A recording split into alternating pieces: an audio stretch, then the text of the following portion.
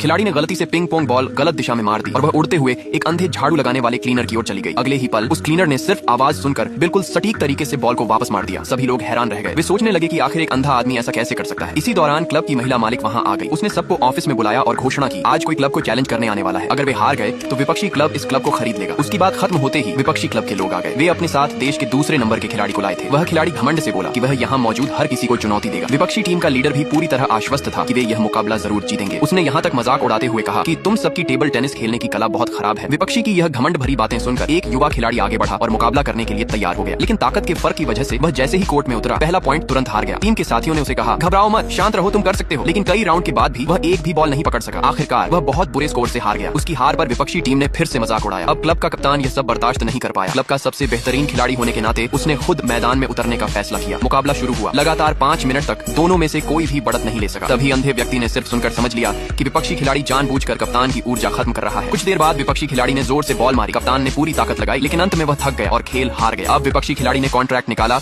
और सबसे club transfer agreement पर साइन करने को कहा। सभी को क्लब से बहुत प्यार था, लेकिन हार जाने के बाद उन्हें मजबूरी में समझौता करना पड़ा। जैसे ही महिला मालिक साइन करने लगी, अंधे आदमी ने अचानक उसे रोक दिया। उसने कहा कि वह क्लब की ओर से खेलना चाहता है। यह सुनकर विपक्षी टीम हंस पड़ी। उन्हें यह बात बिल्कुल हास्यास्पद लगी। यहाँ तक कि महिला मालिक को भी यकीन नहीं हुआ। लेकिन अंधा आदमी बेहद आत्मविश्वास से भरा था। महिला मालिक के पास कोई और विकल्प नहीं था, तो उसने उसे खेलने की इजाजत दे दी। विपक्षी खिलाड़ी ने जैसे ही पहला शॉट जोर से मारा, सभी डर गए कि कहीं अंधा व्यक्ति घायल न हो जाए। लेकिन उसने बस हल्के से हाथ घुमाया। उसका वार ऐसे था जैसे कोई ड्रैगन निकल पड़ा हो। विपक्षी खिलाड़ी डर के मारे सीधे जमीन पर बैठ गया। सभी अपनी आंखों पर यकीन नहीं कर पा रहे थे। लेकिन विपक्षी खिलाड़ी बोला कि वह गलती से फिसल गया था और उसने रीमैच पुनः मुकाबले की मांग की। अंधे आदमी ने बिना डरे कहा, ठीक है, आओ खेलो। जब विपक्षी ने आखिरी बॉल मारी तो उस आदमी ने पूरी ताकत से रैकेट चलाया। ऐसा लगा जैसे एक ड्रैगन सीधा विपक्षी के रैकेट की ओर दौड़ गया हो। बॉल इतनी तेजी से घूम रही थी कि अंधे आदमी का शॉट सीधे विपक्षी के रैकेट को भेद गया। सभी लोग दंग रह गए। उन्हें यकीन ही नहीं हो रहा था कि एक अंधा व्यक्ति ऐसा कर सकता है।